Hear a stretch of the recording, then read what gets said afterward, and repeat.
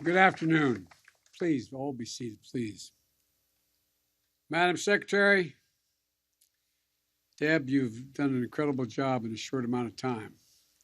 And I told you when I asked you to be Secretary of Interior that I understood I was politically raised by Danny Inouye, Indian nations. Indian nations. And I want to thank all the leaders that are here today for your support, for your help getting this done. And it's really, really important. And I want to thank Brenda, the Council of Economic Quality, Environmental Quality, and Gina McCarthy. If you need any translation, talk to me after. Gina, you're the best. You're the best. And I want you to know, although he didn't speak today, I want to thank my buddy Tom Vilsack, Secretary of Agriculture, for being here today because he's about preservation. And Maria, Senator Cantwell, thank you for your really hard, consistent, unrelenting work on these issues. And I also want to thank Michael Bennett the same way. He's been in this and never, from the moment he got elected, has been pushing hard. And Ruben, I want to thank you, Congressman Gallego, for the work you've done and continue to do. I really mean it. This may be the easiest thing I've ever done so far as president. I mean it. I mean it. I got to tell you a quick story. When I was running for office, and I'm embarrassed, I can't remember exactly which state I was in, but a gentleman and I think it was his wife and a little girl said, could I talk to you? And she had this, I couldn't understand what she had in her hand. It looked like a teddy bear or something. And she said, can I talk to you, Mr. She wasn't sure what to call me. I wasn't elected yet. Mr. President or Mr. Vice President. I said, sure, what's the matter, honey? She said, I want to give you something. I want to give you some bear's ears. I looked at her, and she gave me this little set of bear's ears. She said, you've got to promise me. You got to promise me. You'll protect the bear's ears. And I'm thinking, what the heck is we... I mean, at the time, I knew bear's ears, but I didn't quite get it. She said, her dad said, you know, a national park. I said, oh, yes. She said, and she went and looked, she said, you promise? You promise? And I promised. And it's the easiest promise that I've made in a long time. I'm grateful to the tribal nation leaders and both those who are here with us today and those who are unable to join us. Today, I'm proud to announce the protection and expansion of three of the most treasured national monuments, our most treasured. Based on powers granted to the president under the Antiquities Act, first used more than a century ago by Teddy Roosevelt. First, Bears Ears National Monument in Utah. This is the first national monument in the country to be established at the request of federally recognized tribes, and a place of healing, as was spoken by the Secretary, a place of reverence, a sacred homeland to hundreds of generations of Native peoples. The last administration reduced the size by 85%, leaving vulnerable more than 1 million acres of cherished landscape. Today, we shall shortly be signing a proclamation to fully restore the boundaries of Bears Ears. And second, I'm restoring Utah's Grand Staircase-Escalante National Monument, a place of unique and extraordinary geology as well as biodiversity. Established as a national monument 25 years ago this month. Over the last quarter century, this land has produced a significant scientific discoveries per acre than more than any other national monument, everything from fossils to ancient indigenous artifacts. And once again, the last administration cut the size of the monument nearly in half, stripping away more than 800,000 protected acres. Today, I'm signing a proclamation to restore it to its full glory. Third, off the coast of New England, I'm restoring protection of the Northeast Canyons and Seamounts Marine National Monument. Waters teeming with life with underwater canyons as deep as parts of the Grand Canyon and underwater mountains as tall as the Appalachians. There's nothing like it in the world because its unique biodiversity, marine sciences, as scientists believe that this is a key to understanding life under the sea. President Obama established it as a national monument 5 years ago, recognizing its irreplaceable value. Again, my predecessor chipped away at its protections. The proclamation I'll be signing today is going to restore protections established by President Obama when this monument was first created. Excuse me. The protection of public lands must not become, I should say, a pendulum that swings back and forth depending on who's in public office. It's not a partisan issue. And I want to thank the members of Congress who have come together to support this important conservation work. And by the way, I might add, as a matter of courtesy, I spoke with both the senators from Utah.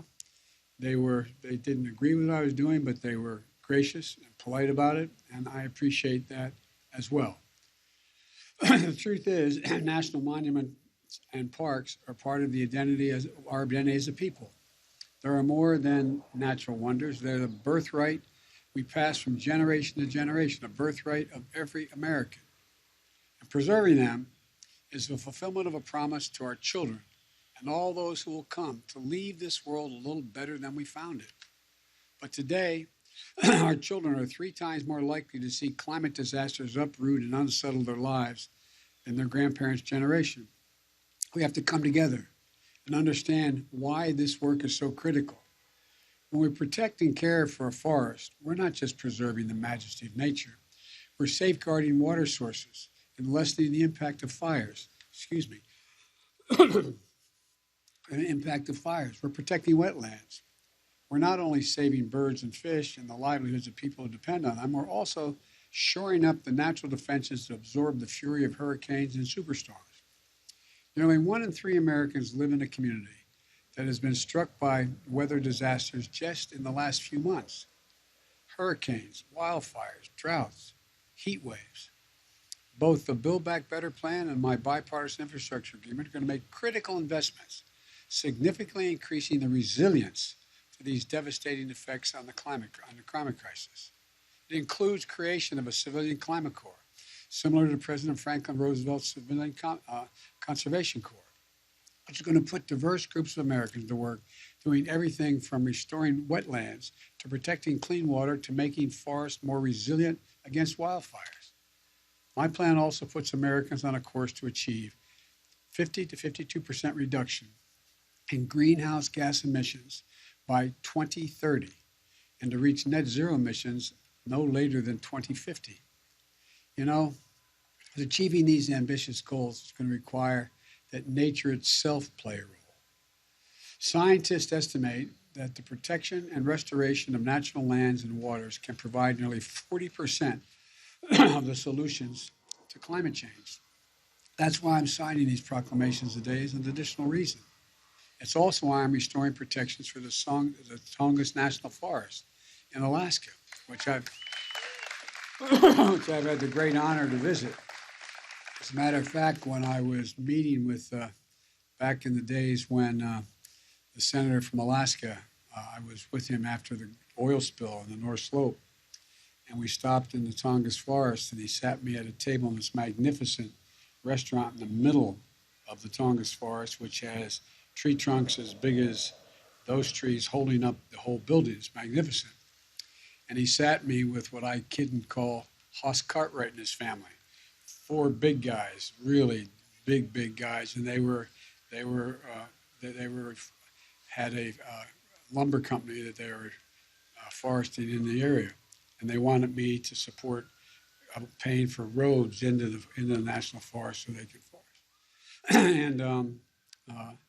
And we started the conversation. And to make a long story short, when I made it clear I wasn't going to do that, the father turned to his son, who looked like that program at Hoskart, big fella. And he said, I'll bet, I won't use the exact language. He turned to me, I'm across the table. And it's got he and 3 of his sons. And he said, I'll bet this so-and-so, referring to me, and expletive deleted, doesn't realize he's closer to Lexington, Kentucky today than he was when he just flew off the North Slope. And it made the point to me. Alaska's pretty big. There's an awful lot we need to protect. But that's why I'm working to protect Bristol Bay from mining operations that would threaten one of the world's largest salmon runs. That's why I'm refusing to sell out the Arctic National Wildlife Reserve to oil and gas drilling. These protections provide a bridge to our past, but they also build a bridge to a safer, more sustainable future, one where we strengthen our economy and pass on a healthy planet to our children and our grandchildren. Let me close with this.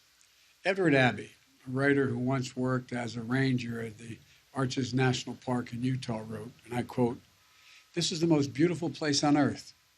There are many such places. Every man, every woman carries in heart and mind the image of the ideal place, the one true home, known or unknown, actual or visionary." End of quote. Folks, that's the United States of America. That's America, a country we all share together, a country that we must protect together. And this is just one more step in doing what other presidents have done, starting with Teddy Roosevelt. And I'm now going to sign these proclamations and thank you all. Thank you all for your support. Thank you. Come on, guys.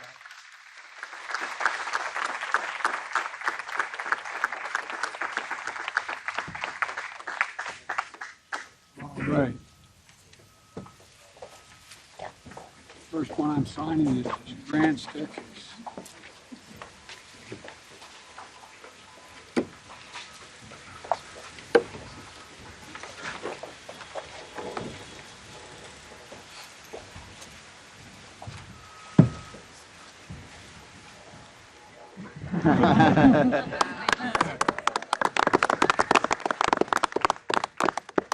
All right. The second one I'm signing is the Bear's Ears. Yes. I wish I could remember that little girl's name. I hope she's watching. I hope she's watching. Thank you for signing this, President. Oh, it's important. You guys know it better than anybody.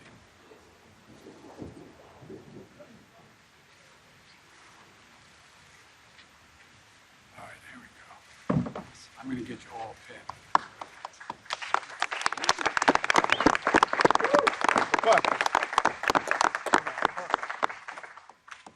And the third one I'm signing is the Northeast Canyons and Seamounts Marine National Monument. I'm going to try to pull Barack Obama here in just a second. One. Somebody grab one who doesn't have one. Thank you, Mr. President.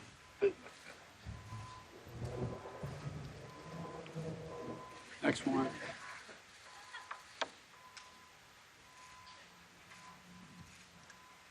Next one.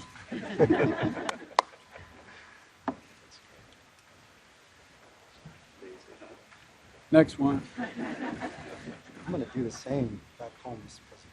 Thank you. Next one. I'm going to start adding middle names.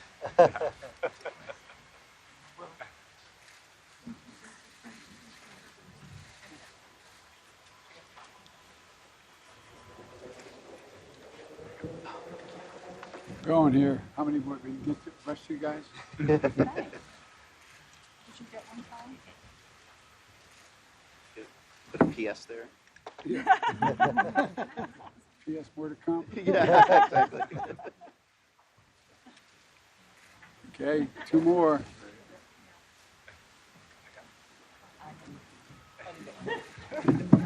Barack used to be able to do this to say Barack Obama, and he didn't give away 17 pence. There you go. One more. And if I don't have enough pens, Do a heart sign. did